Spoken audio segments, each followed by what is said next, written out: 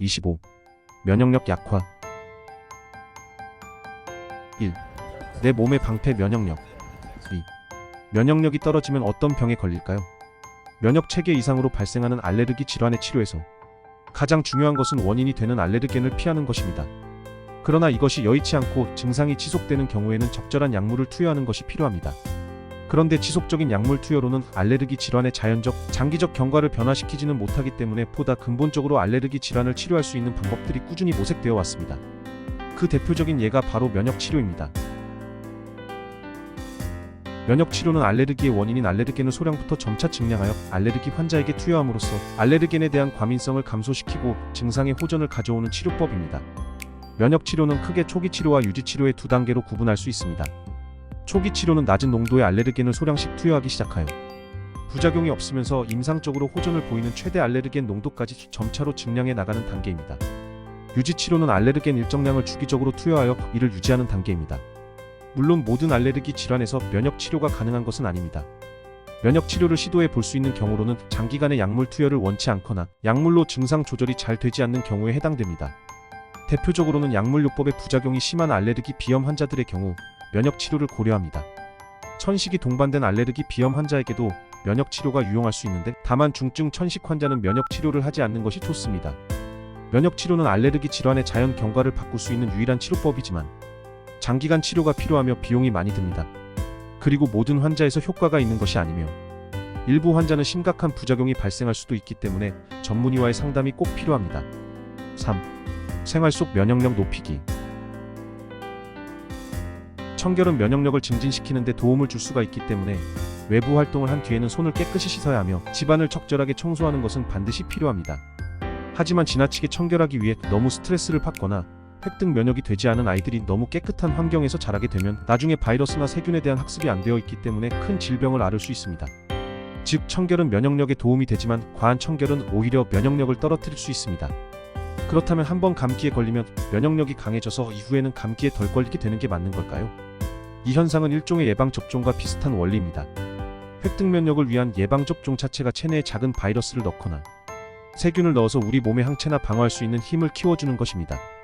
감기를 한두 번 앓은 사람들은 면역세포에 그 바이러스에 대항할 수 있는 힘이 키워질 수 있습니다.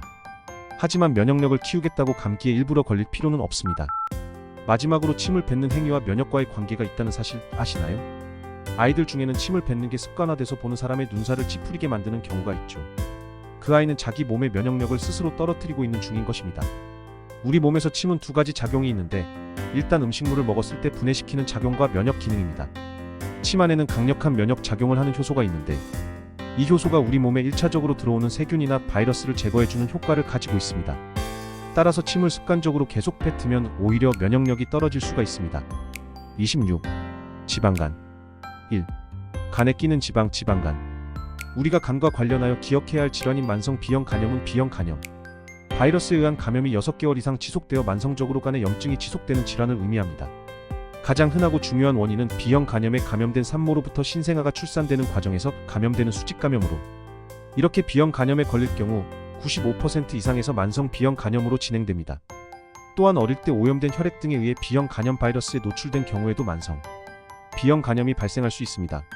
그러나 사춘기 이후에 성인은 B형 간염 바이러스에 노출되더라도 95% 이상에서 신체의 면역력에 의해 바이러스가 모두 제거되므로 급성 간염의 경과만 보이며 만성 B형 간염은 거의 발생하지 않습니다. 증상으로는 쉽게 피로해지거나 입맛이 없어지고 구역, 구토, 근육통 및 미열이 나타날 수 있으며 소변의 색깔이 진해지거나 심할 경우 피부나 눈이 노랗게 변하는 황달까지 발생할 수 있습니다. 적절한 치료 없이 진행되면 회복과 악화를 반복하며 간경변증 및 간암으로 진행되어 사망에 이를 수도 있습니다. 증상이 있다면 혈액검사를 통하여 진단 여부를 확인하고 맞다면 바이러스의 증식을 억제하는 먹는 항바이러스제 등을 통한 적절한 치료를 받아야 합니다. B형 간염에서 가장 중요한 것은 예방인데 특히 B형 간염이 있는 산모가 아기를 출산하는 경우 신생아가 B형 간염에 걸리지 않도록 반드시 출산 전에 B형 간염 백신과 면역글로불린을 투여받아야 합니다. 또한 우리나라는 B형 간염이 매우 많이 발생하는 지역이므로 누구든 B형 간염 백신 주사를 접종받아야 하며 백신을 투여받은 후 체내에 항체가 형성되었는지 여부도 확인하여야 합니다. 또한 타인의 혈액이나 체액, 주사바늘, 침, 면도기 등의 혈액에 오염될 수 있는 모든 기구는 간염 바이러스에 오염되었을 가능성이 있는 것으로 간주하는 것이 예방에 도움이 됩니다. 2. 지방간은 어떻게 진행될까요? 조직 생활을 하면서 술의 유혹을 이기기란 쉽지 않습니다. 그래도 요즘은 과거에 비해 인식이 개선돼서 우리 사회가 갖고 있었던 술 권하는 사회라는 악명은 점점 약해지고 있습니다. 그런데 자신이 술을 단 한 방울도 마시지 않는 사람이라도 비알코올성 지방간에 있어서는 경각심을 가져야 합니다. 그러기 위해서는 비알코올성 지방간의 자가 진단이 중요합니다. 외식이 작고 기름진 음식을 좋아하거나 과체중이거나 앉아있는 시간이 길다거나 허벅지가 유달리 얇거나 그리고 약물을 장기 복용한 적이 있다면 복부 비만을 유발할 수 있는 위험 요소를 충분히 갖고 있다고 생각해야 합니다. 대부분의 지방간, 비알코올성 지방간은 대부분의 환자들이 복부 비만이나 당뇨병, 고지혈증, 고혈압, 심지어 통풍 같은 성인병들을 많이 동반하고 있습니다. 그런데 간의 경우 간을 둘러싸고 있는 얇은 피막 외에는 신경세포가 없기 때문에 자각 증상이 크지 않습니다. 그렇다 보니 당뇨병, 고지혈증, 고혈압 등을 앓고 있는 사람이 건강검진을 해서 우연히 지방간이 발견되는 경우가 많은데 이때 제일 좋은 진단 방법은 복부 초음파입니다. 이 검사법은 비용이 많이 비싸지 않고 방사선에 노출될 우려도 없기 때문에 가장 쉽게 지방간을 진단할 수 있는 방법이며 사람마다 다양한 양상을 보이는 혈액검사보다 더 유용합니다. 하지만 혈액검사나 초음파로도 지방증과 지방간염을 구별하기는 쉽지 않기 때문에 이때는 조직검사를 시행해야 하지만 조직검사의 경우 입원을 한 상태에서 진행하기 때문에 번거롭고 비용이 더 들며 통증을 유발할 수 있어서 최후의 방법으로 사용되고 있습니다. 3. 지방간 이것이 궁금하다. 술을 자주 적게 마시면서 운동하듯이 주량을 늘리면 늘어난다는 말이 있지만 과학적으로는 쉽지 않은 것이 사실입니다. 사람의 주량은 선천적으로 타고난 알코올의 흡수 능력과 간의 알코올 분해 능력에 따라 결정되는데 주량을 후천적으로 늘리려고 억지로 술을 섭취하는 것은 건강만 해칠 수 있습니다. 일반적으로 유전 성향에 의해 부모가 술을 잘 마시면 자식도 술을 잘 마시는 경향이 있으며 덩치가 클수록 혈액량이 많아 혈중알코올 농도가 쉽게 높아지지 않기 때문에 술에 대한 내성이 강하기도 합니다. 술을 마실수록 주량이 늘어난다고 착각하는 이유는 알코올 분해 능력이 늘어나는 것이 아니라 술에 취한 상태에 익숙해지기 때문입니다. 처음 술을 마시게 되면 알코올에 의한 여러 가지 진정작용이 매우 이질적으로 다가오기 때문에 몸을 가누기 힘들고 정신도 유지하기 어렵지만 술을 자주 마시다 보면 이 취한 상태에 익숙해져 몸을 컨트롤하는 게 용이하게 됩니다. 하지만 어디까지나 익숙해지는 것일 뿐 개인이 가진 알코올 흡수 능력과 분해 능력은 거의 바뀌지 않기 때문에 절대적으로는 마신 술의 비례의 혈중알코올 농도는 동일합니다. 보통 대한민국 남자의 평균 주량은 소주 한 병 한 병 반이며 여자의 경우는 반병 한 병 정도입니다.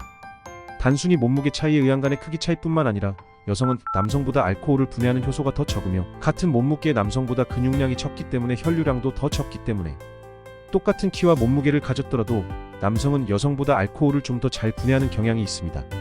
음주문화는 한국 문화 특성상 직장 생활을 원활하게 해주는 요건 중 하나이지만 자신의 주량을 잘 판단하여 사회적으로 건강한 음주문화와 함께 개인의 건강을 지켜야겠습니다. 27. 신장질환 위기. 1. 신장질환의 기준. 선생님들은 직업상 허리디스크에 걸릴 가능성이 많은데 신장에 이상이 생기면 허리 통증을 유발하기 때문에 신장질환이 아니라 허리디스크로 오해하는 경우가 있습니다.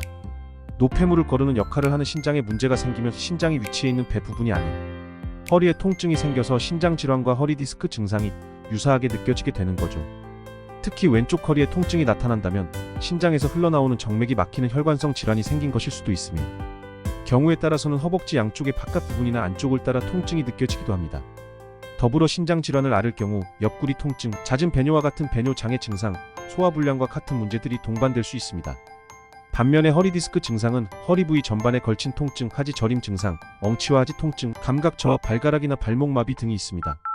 허리 통증 시 신장질환 및 허리디스크를 구별하기 위한 자가진단법으로는 바로 누워있는 상태에서 한쪽 다리만 3070도 사이에 올렸을 때 허리 통증이나 하지 저림을 경험하면 허리디스크 가능성이 높습니다. 또한 무릎을 펴고 앉았을 때 허리를 숙이면 하지 저림 또는 허리 통증이 나타나도 허리디스크를 의심해봐야 합니다.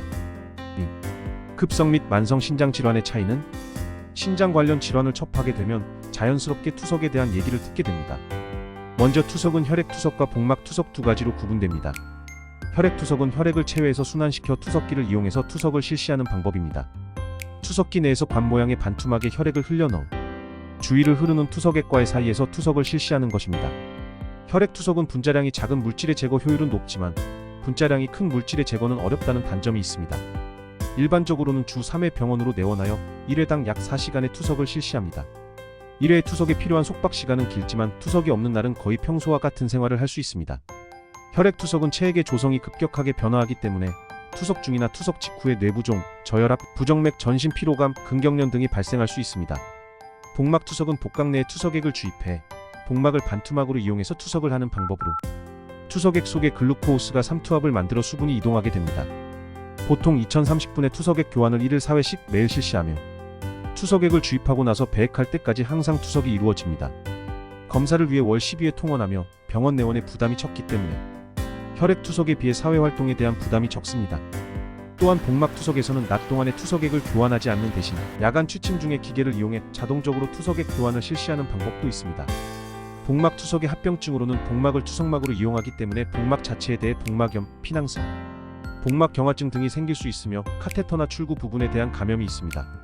그 외에는 저단백 혈증이나 투석액 속의 포도당이 혈중으로 확산되어 고혈당 및 비만이 생길 수 있습니다. 8년 이상 장기 투석을 하면 발병률이 높아지기 때문에 증상이 나타나기 전에 복막 투석을 종료하고 혈액 투석으로 이행할 필요가 있습니다. 3. 만성 신장 질환 치료는 어떻게 할까요? 요즘 많은 사람들이 잡곡밥이 몸에 더 좋다는 생각에 즐겨 먹습니다. 만성신 질환 초기의 경우 잡곡밥 섭취는 크게 문제가 없습니다. 하지만 신장 기능이 50% 이하로 떨어지는 중기 이상의 환자에게는 잡곡밥이 해가 될 수 있습니다. 잡곡에는 칼륨과 인이 풍부하여 신장질환 환자의 뼈를 약화시키고 심장에도 부담을 줄 수 있기 때문입니다. 특히 신장질환이 생긴 당뇨병의 환자의 경우 당뇨병 때문에 당 조절을 위해 흰쌀밥보다 잡곡밥을 권유하는데 신장질환이 같이 있어서 신장 기능이 절반 이하로 떨어진 사람이라면 잡곡밥을 지속적으로 섭취하면 독이 될 수 있습니다. 당뇨병으로 인해 신장이 망가진 경우에는 신장 이식이 가능합니다. 단, 당뇨병 환자가 심혈관 질환을 동반하고 있는 경우가 많기 때문에 이식 전 심혈관 상태를 정확히 진단하고 교정 후에 이식을 고려해야 합니다. 또한 심혈관 질환 이외에 자율신경계 장애가 있어서 방광 기능이 떨어져 있는 경우에는 요로감염의 위험에 노출되어 있는 것이기에 이식 전 방광 기능에 대한 점검 및 소변 교육이 필요합니다.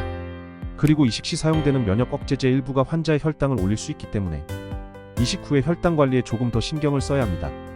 그런데 혈액형이 다르면 신장 이식이 불가능하다고 생각하는 분들이 있을 겁니다. 분명 과거에는 혈액형이 다르면 이식 후 초급성 거부 반응이 생겨 이식이 불가능했습니다.